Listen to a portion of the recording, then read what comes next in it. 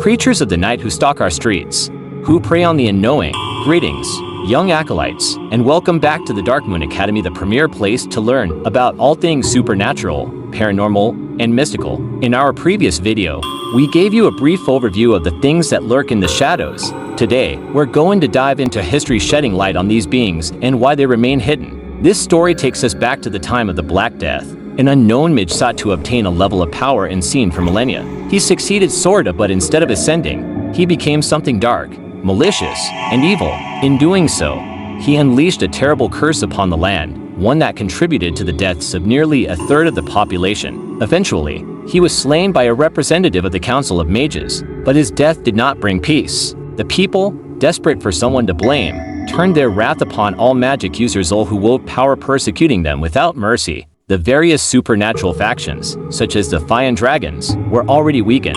They had underestimated humanity and were now paying the price. Other creatures, like vampires who had long viewed humans as mere cattle, began to feel the full force of human vengeance. It was the church that stepped in, attempting to quell the chaos. They sought to extinguish the flames of fear by denying the existence of magic altogether, steering humanity away from such beliefs. The supernatural world took advantage of this shift, coming together to form the Conclave, a secret governing body, akin to a mystical Geneva Convention. This alliance ensured that the supernatural could operate from the shadows, preventing further exposure to humanity. The Conclave enforced the secrecy with ruthless efficiency, silencing any who threatened to reveal the truth. Over time, the hysteria faded, and the creatures of the night slipped into obscurity. Of course, encounters still happened. People continued to stumble upon things they couldn't explain. But now, with the supernatural hidden, these beings could recover their numbers without the constant threat of extermination. The vampire clans united, forming a single nation. The Fire retreated temporarily to their own realm, tending to their wounds.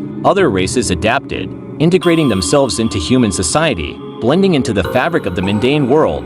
And so, humanity forgot the things that go bump in the night mostly. There have always been those who witness the truth, those who encounter the impossible. The Vatican played a crucial role in ensuring that monsters and myths faded into legend. One of the oldest organizations dedicated to both hunting and protecting humanity from ancient evils, the Vatican worked tirelessly to keep the supernatural hidden. Over time, various governments rediscovered the truth. Some learned earlier in their history, others much later.